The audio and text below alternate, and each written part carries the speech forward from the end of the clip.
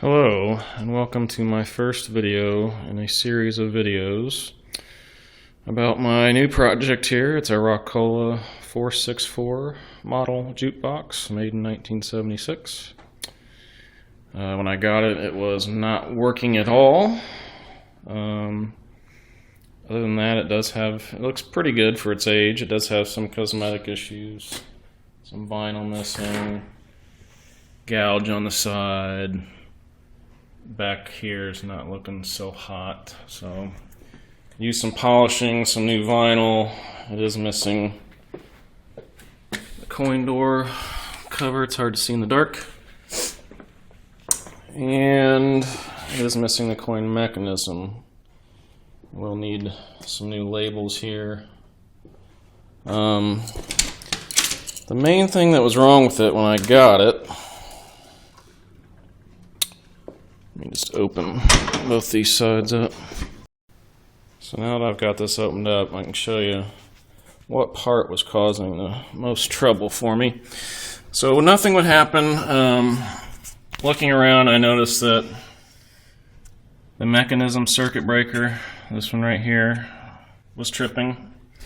So it would try to do something. It would draw too many amps and trip that breaker. And the culprit was this mechanism right here.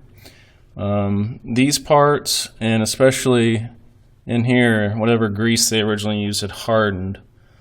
To take this whole assembly apart requires removing a pin on this side, and I didn't want to do that. I was able to take these two parts off and get enough penetrating oil in here and work it back and forth here with a wrench to get it all freed up. Now it's moving nicely now. It plays records. I don't have any records installed in it right now, but it does play. It sounds terrible. So the first order of business is going to be replacing the stylus and getting the weight of the tone arm corrected. Besides replacing the plug, which doesn't have a ground on the back. I'll do that too. But today I'm gonna look at getting this tone arm adjusted. There is a spring to adjust the weight.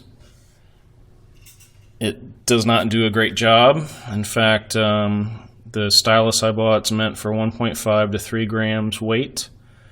Supposedly, the original setup was meant to have 3 to 5 grams. At its lightest setting, it's still measuring over 5 grams. Which I don't know exactly what, but I have this scale and it only goes up to 5 grams and it's maxing out that scale. So still at its lightest, it's somewhere north of 5 grams, which just is not going to be good for the records.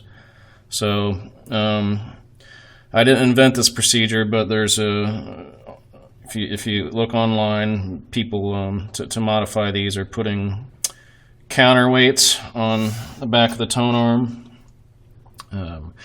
And removing the spring, and that kind of converts it and makes it more like a nice modern tone arm. And that way I should be able to dial in. I'm probably going to go for around 2 grams weight and see how that goes.